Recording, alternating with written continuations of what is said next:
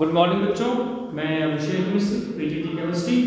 आज 12th class के लिए डी और एफ ब्लॉक एलिमेंट्स का चैप्टर लेकर, और उम्मीद करता हूँ कि पी ब्लॉक आपने अच्छे से किया होगा और उसके नोट्स वगैरह आप बना लीजिए और हमें व्हाट्सएप पे दिखा दीजिए कि हाँ सर हमको समझ में आ गया। जो डाउट है तो हमें बता दीजिए। डी ब्लॉक एलिमेंट्स की अगर हम बात करें तो आज हम जनरल टॉपिक पर बात करेंगे। इलेक्ट्रॉनिक कॉन्फ़िगरेशन कैसे लिखते हैं, इससे रिलेटेड रीजनिंग के क्वेश्चन क्या है, ionic radii, oxygen state, catalytic property और कलर, इन सब के बारे में हमें डिस्कशन करना है। और आपको बताऊं कि इस लेसन में K2Cr2O7 potassium dichromate, K1O4 potassium permanganate, इनकी प्रिपरेशन प्रॉपर्टीज यूजेस नहीं आना है, डिलीट हो गया है। एक्टिनॉइड्स हमें नहीं पढ़ना है, एफ ब्लॉक के एलिमेंट में सिर्फ लेंथेनॉइड पढ़ना है। इसलिए चैप्टर काफी हद तक रिड्यूस हो गया है। उम्मीद करूंगा कि अगली 2 क्लास में फिनिश हो जाएगा, कंप्लीट हो जाएगा।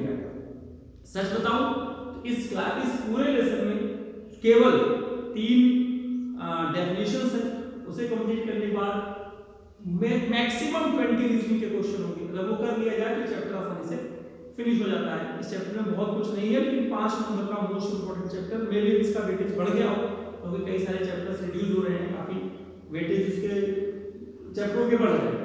हम बात करते हैं इंट्रोडक्शन में electronic configuration, scandium 21, titanium 22, vanadium 23, chromium 24, manganese 25, 26, 27, 28, 29। These are the elements of 3D series, जो कि आउटर मोस्ट से 3D आ रहा है, स्कैंडियम से लेकर जिंक तक। इलेक्ट्रॉनिक कॉन्फ़िगरेशन 11th क्लास में आपने लिखना सीखा था, 1s2, 2s2, 2p 6, 3s2, 3p6। उस तरीके से ना लिखकर मैंने आर्गन को बेस मान के लिखा हुआ है, 4s2, 4s2, फिर 3d1, 3d2, 3d3। अब आप ये समझिएगा कि क्रोमियम में एक्सेप्शन आता था, आपको पता है, एक इलेक्ट्रॉन इसमें से जंप करके इसमें डी में जाता है, 4s2 3d5 हो जाता है। और यही एक्सेप्शन आपको कॉपर में मिलेगा। यहां पर देखिए 4s2 3d9 से कन्वर्ट हो जाता है 4s2 3d10। तो those elements in which last electron enters in the orbitals are called d block elements. D block elements are called transition elements because they exhibit variable oxidation state. ये क्या चक्कर है भाई? Fe 2+ भी होता है, Fe 3+ भी होता है। This is the variable oxidation state. That is why transition metals are called transition metals. D block elements are called transition metals. Variable oxidation state क्यों शो करता है? क्यों?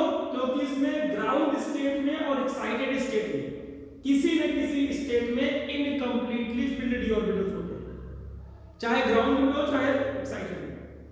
अब आप चेक करिए, ग्राउंड में सब में ये ग्राउंड स्टेट है, कोई भी इलेक्ट्रॉन निकला हुआ नहीं है, सब में देख लीजिए कि अंदर electron d orbitals incompletely filled है।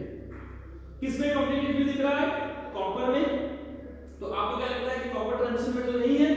है, क्योंकि जब एक्साइटेड स्टेट होगा इससे दोनों इलेक्ट्रॉन निकलेंगे, ये इनकम्प्लीटली फिल्ड हो जाएगा। तो समझिएगा मैं क्या कह रहा हूं। क्वेश्चन आता है, आप समझिएगा, copper 4s1 3d10, silver 5s1 4d10, gold 6s1 5d10। Ground state में इसमें d ऑर्बिटल्स कंप्लीटली फिल्ड है, फिर भी इसे हम ट्रांजिशन मेटल कहते हैं। क्यों? क्योंकि जैसे इसके एक्साइटेड स्टेट की बात आएगी तो कॉपर की वजह से आप लिखते हैं, यहां पर आ जाएगा 3d, यानी 4s गायब हो जाएगा और 3d 9 हो जाएगा, यानी इनकम्प्लीटली फिल्ड हो जाएगा। That is why copper silver ground state में तो completely filled d orbitals show करते हैं, लेकिन उन्हें हम ट्रांजिशन मेटल कहेंगे क्योंकि एक्साइटेड स्टेट में उनके d ऑर्बिटल्स कंप्लीटली फिल्ड नहीं होते। और एक और बात बताऊं, due to the presence of another electron at least in each case except zinc, all the transition metals exhibit paramagnetism. Paramagnetic nature and electron present absent है डायरेक्ट, ये आप जानते हैं। तो कुछ ऐसी बातें मैं आपको बताऊंगा कि ट्रांजिशन मेटल के होने के कारण ये सारे एलिमेंट पैरामैग्नेटिक बिहेवियर शो करते हैं, जो मेटल्स हैं। और इनकी हम आयनिक रेडियाई की बात करें तो लेफ्ट से राइट जाने पर आयनिक रेडियाई में कमी आती है, साइज छोटा होगा। क्योंकि न्यूक्लियस में प्रोटॉन बढ़ते हैं, कॉन्ट्रैक्शन बढ़ेगा। अब इसकी बात अगर हम करें आयनाइजेशन एंथैल्पी की, तो ये इर्रेगुलर आयनाइजेशन एंथैल्पी होती है। क्यों भाई? उसका एक बहुत बड़ा रीजन है, ये जो 5d ऑर्बिटल्स हैं इनकी जब स्प्लिटिंग होती है तो ये T2g होता है नीचे वाला और ये Eg होता है। बता चुका हूं मैं आपको ये क्लास में, फिर भी आप बात कीजिए। 3 ऑर्बिटल्स 2 ऑर्बिटल में स्प्लिट कर जाता है, T2g और Eg। अब इन्होंने कहा अगर इसमें से इलेक्ट्रॉन अब T2g में अगर हाफ फील्ड ऑर्बिटल आ जाए तो D3 बनेगा स्टेबल, सब में हाफ फील्ड आ जाए D5 बनेगा स्टेबल, D10 स्टेबल होता ही है, D0 आ गया स्टेबल। तो यहां पर कहा गया स्कैंडियम टाइटेनियम में देखिए यार D3 है, ये कंपैरेटिवली स्टेबल माना जाएगा, इसलिए इसका आयनाइजेशन एंथैल्पी ज्यादा होगा उसकी पोटेंशियल। तो ये आपको समझना पड़ेगा, due to stable electronic configuration of D0, D3, D5 and D10, transition metals of 3d series exhibit irregular variation in ionization enthalpy। Please इस बात को समझिएगा, आपको यही लाइनें मिल जाएंगी और ये सारे कलर्ड कंपाउंड शो करते हैं। ट्रांजिशन मेटल जितने भी होते हैं, जो पैराक्रिटिक होगा कलर्ड होगा, क्यों? क्योंकि उसमें अनपेयर्ड इलेक्ट्रॉन होता है। Transition metal forms coloured complexes due to presence of unpaired electron and dd transition। ये dd transition क्या है भाई? इसमें से इलेक्ट्रॉन जंप करके इसमें चला जाता है।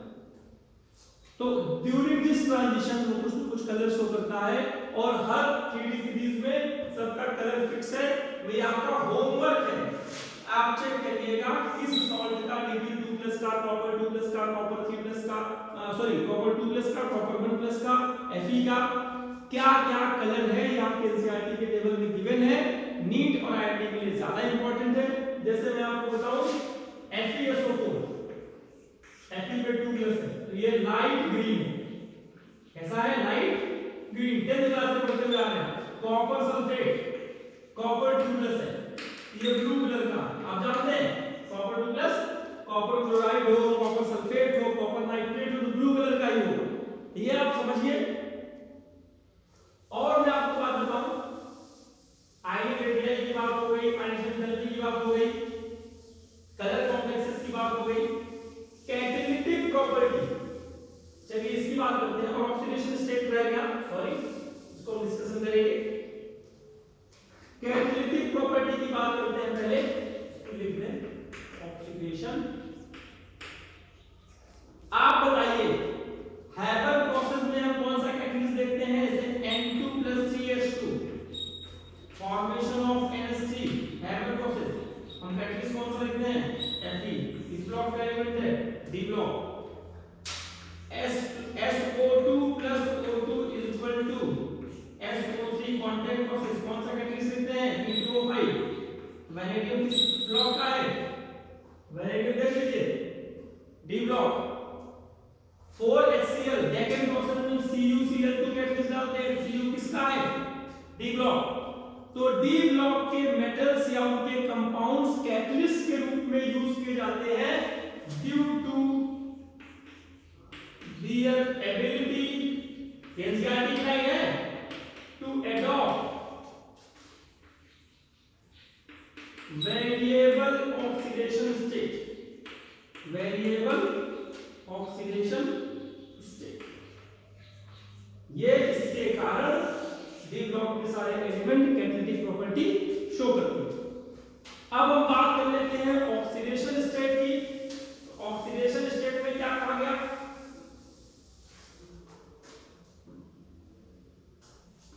NS2 और N-1 D1 से 10, ये है इसका।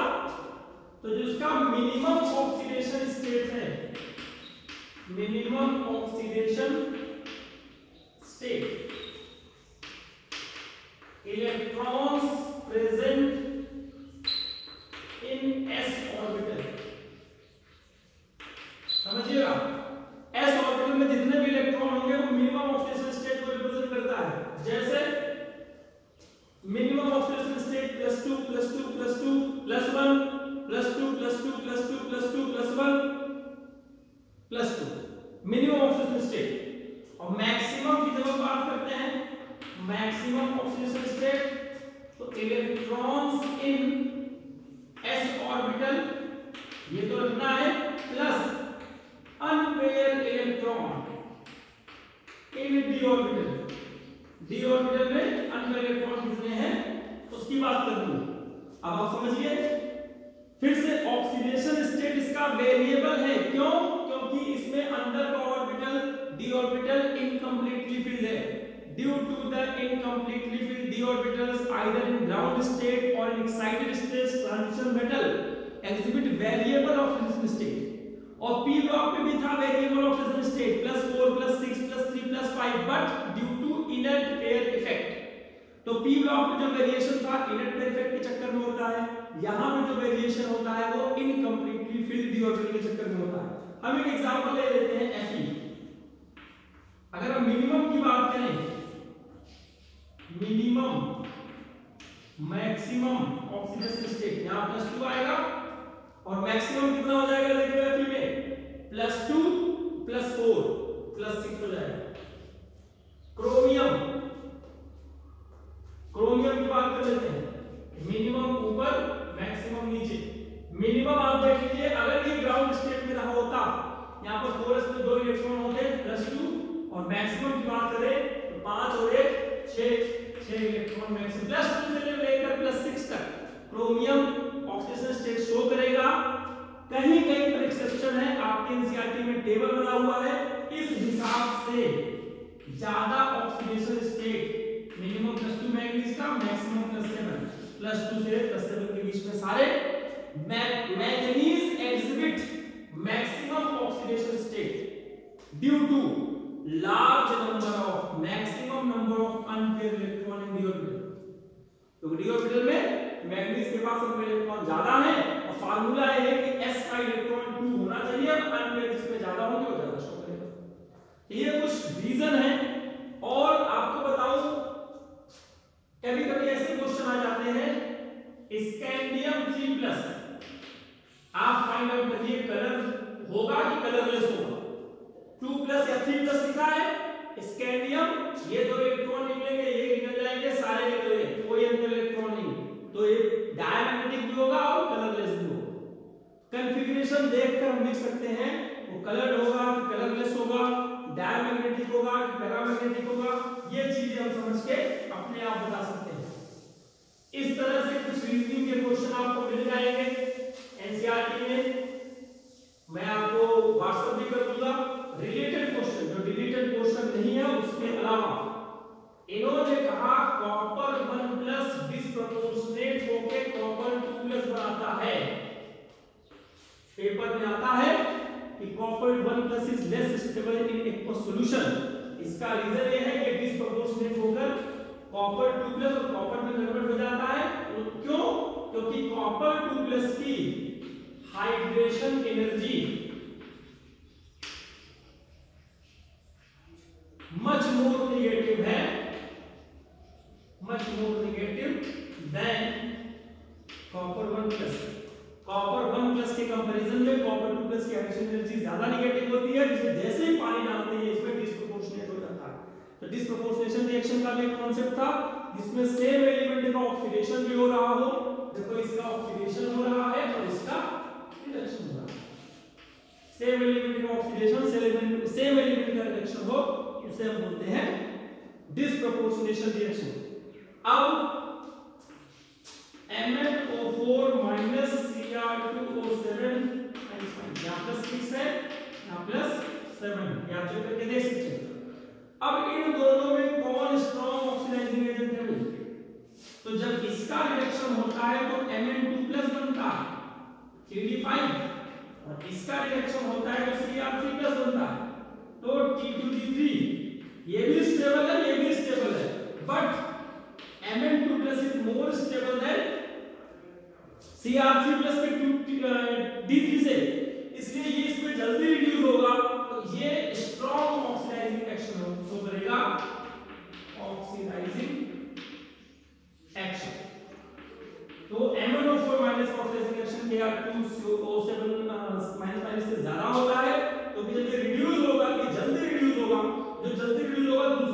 रिप्लेस करेगा।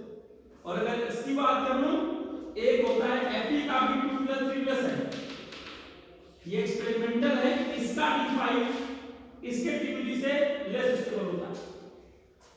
रीजन आप ढूंढिएगा, एग्जैक्टली क्लियर मैं अभी नहीं हूं इस बारे में कि क्रोमियम का T2G3 मैग्नीज के D5 से लेस स्टेबल होता है, लेकिन आयरन के D5 से ज्यादा स्टेबल होता है।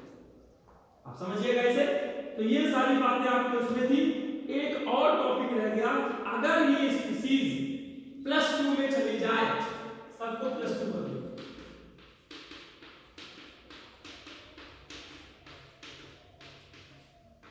आपने पढ़ा है पहले इलेक्ट्रॉन S से निकलते हैं और उसके बाद जरूरत पड़ेगी तो हम इससे निकालेंगे, D से निकालेंगे।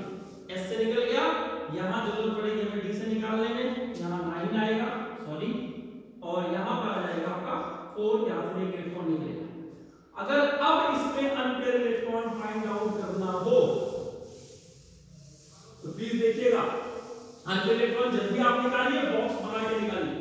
इसमें 1, इसमें 2, इसमें 3, इसमें 4, इसमें 5, इसमें 6 नहीं हो जाएगा, फिर गलती कर रहा हूं, 4 3 2 1 0। इन्होंने कहा कि अनपेयर इलेक्ट्रॉन पहले मैंगनीज तक बढ़ते हैं, इसलिए स्कैंडियम से ज्यादा स्टेबल टाइटेनियम का 2+, उससे ज्यादा स्टेबल वैनेडियम का 2+, उससे ज्यादा स्टेबल क्रोमियम का 2+, उससे ज्यादा स्टेबल मैंगनीज का 2+, but due to increase in unpaired electron inter atomic interaction बढ़ता है, इंटर एटॉमिक इंटरेक्शन बढ़ता है, और इसी को हम बोलते हैं मेटालिक बॉन्डिंग, मेटालिक बॉन्ड।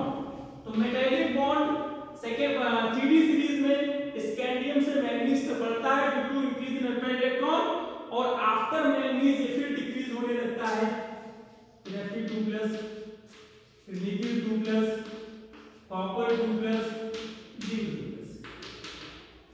समझिएगा।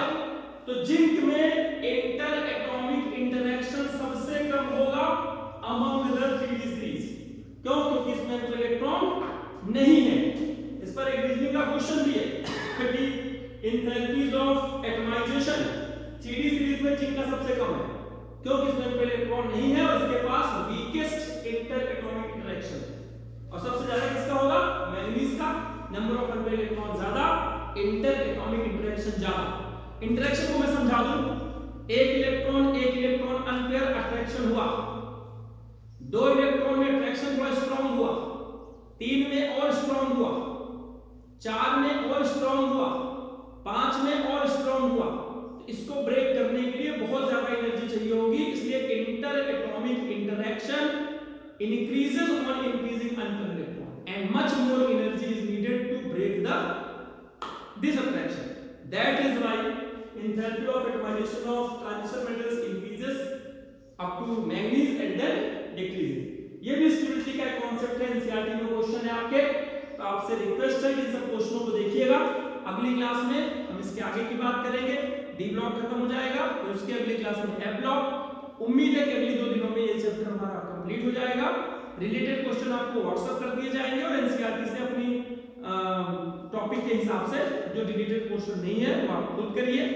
और आज की क्लास में बस इतना ही, बाकी अगली क्लास में। धन्यवाद।